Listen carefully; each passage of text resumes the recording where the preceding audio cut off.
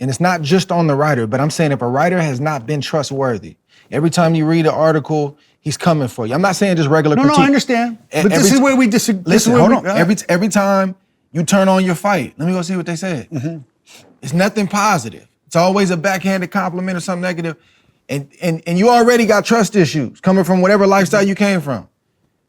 You don't. I don't trust you, so I'm not gonna give you the thing that you need to start humanizing me. How does that work?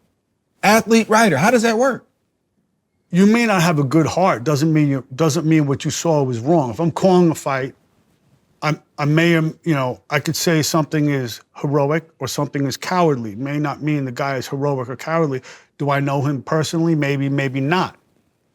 It's harder for me to call a guy a coward or to cite him for an ethical or moral fault if I don't know him. It's easy.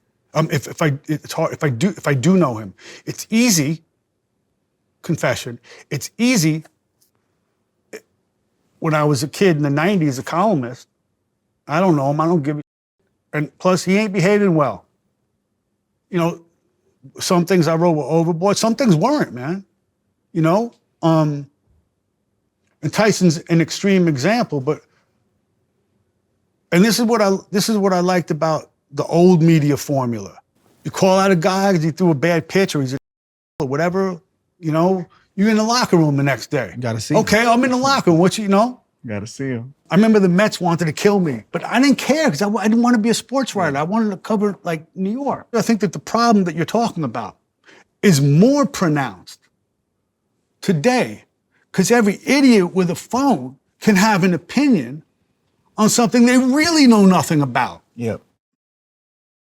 So, part of it's human nature. Now, if I have a job and I got to go cover a ball game, I can't know everyone on both teams, or fight. I can't know everyone. I got to rely on my best judgment. I trust my best judgment. Sometimes I'm wrong. Sometimes there are biases that I don't even know about. But I trust myself ethically, basically. Your point's well taken, but everyone tweeting and Instagramming and whatever the hell else they do right now, I can't even put a picture up on there, but they're offering their opinions. Yeah.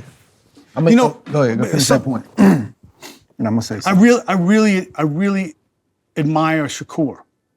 And I like Shakur because he was honest with me. Like when it came down to going on camera, he gave himself up.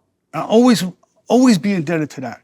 And I think he got a bad deal. I think he got a bad deal in Dos Santos because he beat a guy who was supposed to be big and bad with one hand, okay? People didn't like the fight. That's great. I asked Zepeda about that, and Zepeda knows, coming up on this fight, so I don't know how it turns out this week, but Zepeda knows. I said, what do you think Shakur's weakness is? Because, well, if he listens to the social media, when he answers social media, that could be his weakness. He said that? Yes. And I don't think that he's wrong, okay? But how is that different? All those chuckleheads who are now experts on boxing and think Shakur isn't tough, isn't this, isn't that, has no game, he's boring, doesn't want to fight, is a runner, which is, I still haven't seen Shakur run. I've seen him be not violent, I've seen him be not ambitious, I've seen him throw one punch at a time, but I've never seen him run. But you have not thousands, not one sports writer, you have millions of dudes on here going like, oh, he's a runner. Well, are you basing that on what? Yeah. So what I'm saying, my question is, how is that less evil or less informed than the old media formula? Because I don't think it is. I think we have these stupid notions that are reinforced a million times over by guys who, I don't know what fights are they watching. Yeah. Is Shakur a violent fighter? No, I don't think so. Can he not be exciting? Okay, depending on what the task is. Is he a runner? What the hell are you watching? What are you watching?